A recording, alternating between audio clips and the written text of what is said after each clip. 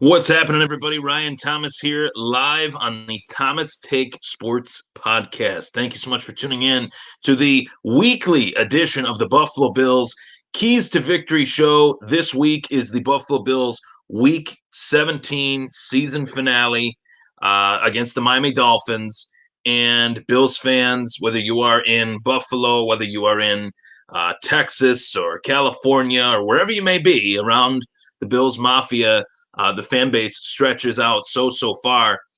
Um, this is a game that we're excited for due to the fact that we are playing the Miami Dolphins, who are the arch rival of the Buffalo Bills, despite the circumstances these last few years where the Buffalo Bills haven't really been too good. The Dolphins haven't really been too good. We know one thing is for sure. The 2020 Buffalo Bills are very good. The 2020 Miami Dolphins are surprisingly good. So I think this is going to be a great game. I want to provide you guys with my keys to victory and dive into the X's and O's that will play themselves out within this matchup between the Buffalo Bills and the Miami Dolphins. So this is the Buffalo Bills keys to victory pregame show where I give you guys the keys to victory as well, my score prediction, how I see this one going down, and really analyzing the opponent that is this new look Miami Dolphins team. The Miami Dolphins are far better than I expected. I think they're far better than what you guys expected as well. I thought that the Miami Dolphins would be a decent team this year. I did not think they would be a 10-5 team. Someone would have told me that the Miami Dolphins at the season's end would be one game away from going 11-5 or 10-6. I would have said, you're damn right nuts. You're damn near crazy. I did not think that the Miami Dolphins would be this good this season. I thought the Dolphins had taken massive steps forward towards building a big youth movement with all the picks that they had this past draft in 2020 and with all the free agent additions. Miami spent a ton of money on the defensive side of the ball with Byron Jones, Kyle Van Noy, Shaq Lawson coming over from Buffalo. So I will tip my cap, without wearing a cap, I will tip my cap to the Miami Dolphins for what they have done with their team this last year and a half or so. B-Flow, Brian Flores has done a hell of a job with this team. And I think that Miami is actually, dare I say it, I'm going to say it, they're more likable now than they have been in quite some time. So this is going to be a fun matchup. The keys to victory versus the Miami Dolphins. I'm going to dive into those very shortly as I answer your questions as well. Feel free to fire away some comments. If you want to follow the show, follow me on Twitter at Ryan Thomas Take. Follow me on Instagram, same handle at Ryan Thomas Take. And Facebook and YouTube, subscribe, like the page. I greatly appreciate the support. The Thomas Take Sports Podcast is available on all major podcasting platforms, whether it's Apple Podcasts, Google Podcasts, YouTube, Facebook, Spotify is a big one. So stay up to date on the shows, on the audio side of things on those platforms. So that being said, the biggest question of the day today, the biggest question in this matchup is, will the Buffalo Bills rest their starters or sit the starters? What will it be? How about this? How about it's a combination of both? I think the Buffalo Bills will start their starters for a limited time in this game. If I were to look into the crystal ball, I would say that the Buffalo Bills will start Josh Allen for a series or two. Will start Stephon Diggs for a series or two. Will start the majority of their starters for maybe a series or two. And then you'll start to see these starters get pulled out of this game. The backups come into the game, and we will see Matt Barkley in large part of this, in large doses today. I think Matt Barkley will get a lot of looks. I think Isaiah McKenzie will get a lot of looks. Andre Roberts, for the first time really all season long, will probably be slotted in as a wide receiver more so than a kick returner. Ideally, the starters in, you have Diggs, Beasley's out, obviously. Gabe Davis might get some looks today, but I think that it's going to be literally a shift of the depth chart. If we're playing Madden, we're looking at this depth chart, we're shifting the 1, 2s, and 3s with the 4, 5s, and 6s. That's what we're going to see today, in my humble opinion, and I think this Buffalo Bills team would be smart to do that. I have mixed feelings on this, though, because I think this matchup does dictate who Buffalo plays in the playoffs. With all the wild scenarios out there, I'm not going to dive into every single one. But if the Buffalo Bills just throw this game to the Miami Dolphins and other things follow suit, the Miami Dolphins will be in the playoffs. And I don't want that. I don't want to, put the Miami Dolphins in the playoffs when, if we could help it, if we could be just for rivalry purposes, if we could be that team that stops Miami from making the playoffs, I would rather be that team than the team that puts Miami in just because we had a really good season. It just doesn't really add up right to me. But we know one thing: Tua is in, Fitz is out. Ryan Fitzpatrick on the COVID-19 reserve list, testing positive for COVID. Very weird scenarios playing themselves out here throughout the season for the Miami Dolphins. This quarterback situation, to me, I would have started Fitz a long time ago and rode with Fitz, ride or die with Fitz. I wouldn't have rolled with Tua. I don't think Tua's quite ready. I think Tua's playing things safe, but Tua can do things that Ryan Fitzpatrick has never been able to do in any era of his career, whether it was here in Buffalo or Houston or Tampa Bay, you name it. In the 8 or 9 pit stops that Fitz has had, he has never been an athletic quarterback. Tua is an athletic quarterback in today's game. You guys know quarterbacks have to have some mobility, some escapability, and the ability, more than anything, to extend a play to throw the football. And Tua does have that. So, I will say, although Tua has played things extremely safe, and I haven't really been over the moon with Tua, I think that Tua in this particular game does give the Miami Dolphins the best chance to win. A quarterback that can move in the pocket. Buffalo has had problems with quarterbacks that can move. Typically, guys like Pat Mahomes, Ryan Tannehill this year, and Kyler Murray. All quarterbacks that Tannehill is not the most athletic guy, but he does have escapability to extend a play to throw the football. Kyler Murray, I think, is the most elusive quarterback in the league, arguably right now, and obviously Pat Mahomes, isn't really quite known for his escapability as Murray is, but definitely has that in his repertoire as well, which makes him, the most dynamic player in the league. So that being said, I will say that what is the reason Miami is 10-5? Miami is 10-5 due to the fact that Miami's defense is one of the best in the league right now. The Miami defense is very, very versatile. They can press you from all different angles. Their defensive line has been very solid, and their secondary was shored up, as I alluded to at the start of the show. Guys like Byron Jones, who is a stout corner in this league, a guy that I think Dallas would like to have back for sure. So Miami has done a hell of a job at putting a team together on the fly quickly, mixing a variety of veteran leaders as well as youthful talents. Shaq Lawson is one of those guys. Shaq Lawson didn't quite deliver here on his rookie contract in Buffalo, but typically for a guy that doesn't really deliver on that rookie contract, he is going to look to deliver in a second contract. And Shaq Lawson has had a quietly great season for the Miami Dolphins. So, keep your eye out on him. I think Deion Dawkins would be lined up on him. Darrell Williams, depending on the packages that the Miami Dolphins throw at us. I think that this is going to be a player to keep our eye on. Shaq Lawson, former Buffalo Bill, now a Miami Dolphin. Miami has had one of the more stout defenses week in, week out in the league. Let's look at, fantasy-wise, if we were to dive into that for a minute.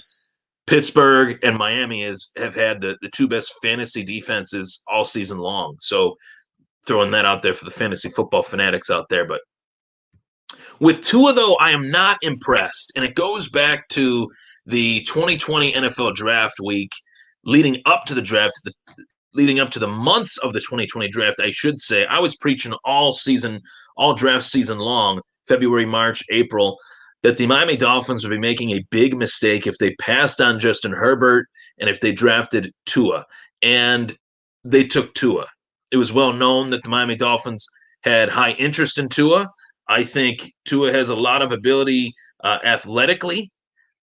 But I will say that if you're looking for a quarterback to check off every single box, Justin Herbert is that guy. And I think in hindsight, I think Miami made a big mistake taking Tua over Justin Herbert. And I'm not just saying that because Herbert had a great year. I'm saying that skill for skill, evaluating prospect for prospect, I think that the Miami Dolphins got a quarterback that doesn't really do anything well. He's not really great in any one facet of his game. He has an average arm. He has decent escapability. He's decent, but he's not great. I don't know what Tua's ceiling is. More so, I don't know what Tua's ceiling is beyond his actual playing ability currently. I don't see him getting much, much better as the years go by, whereas Josh Allen got better by playing. I don't know if Tua has that ability to get better while playing each and every year. We'll find out. Maybe I'm wrong on that, but so far I haven't been. We'll get to some comments here. Let's see here. Can anyone hear me? That would be terrible if people can't hear me while I'm on this show. Um, so yeah, they're saying that someone said they couldn't hear me. That's weird. So Jason Towell says if Josh is playing, that number one O line better be out there with him. I agree.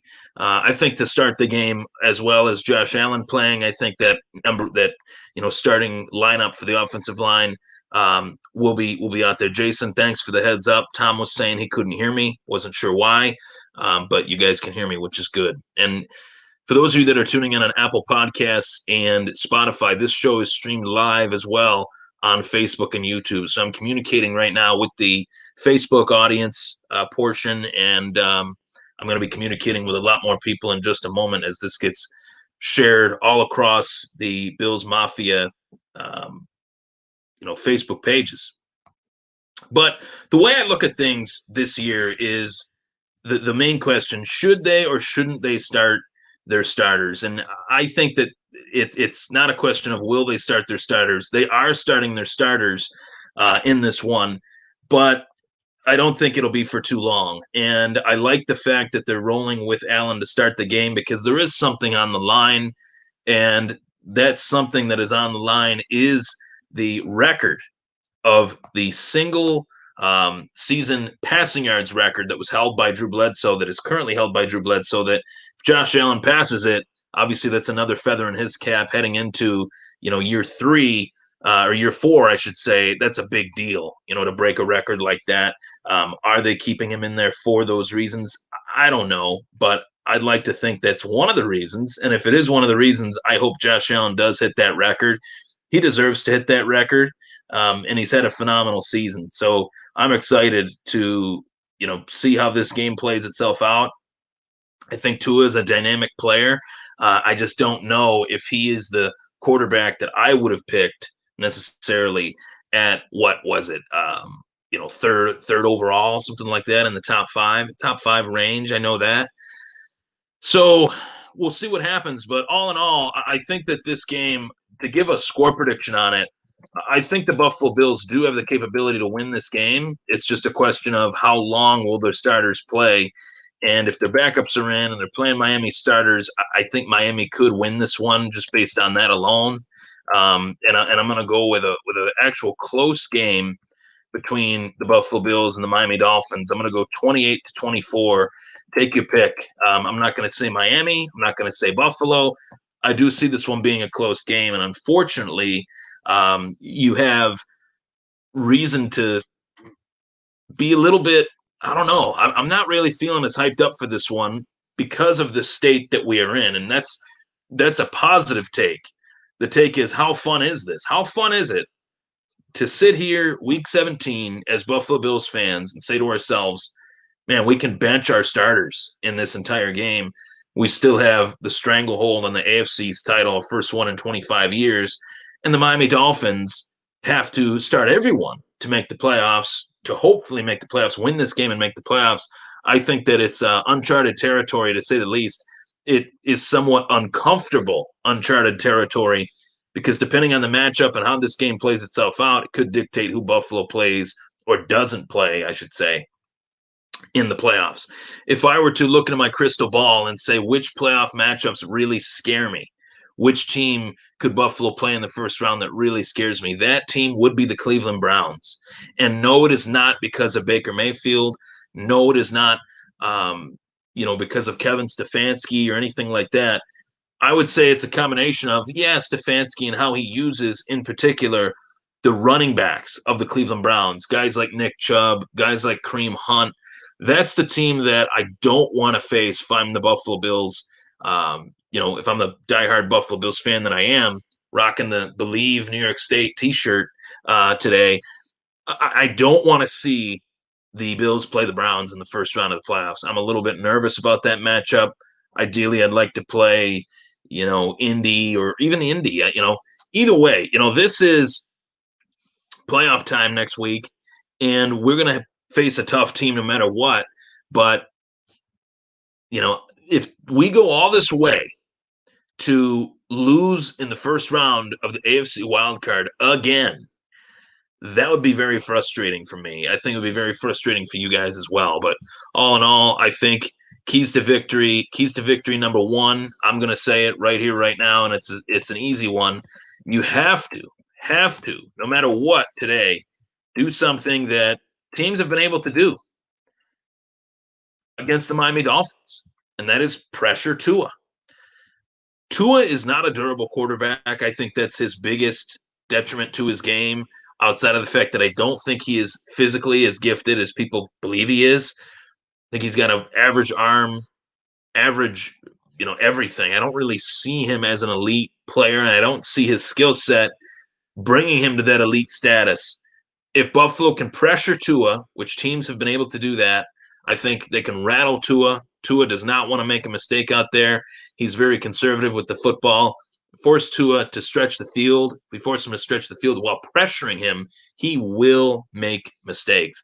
And then if you're the Buffalo Bills, I think feeding the youth is extremely important as well. Feeding the youth on this team, the guys that haven't really been starters week in, week out, a Gabe Davis should be a player that everybody has their eye on today. I think he's going to get a heavy dose of snaps in this game, not because of the fact that they're not worried that he'll get hurt.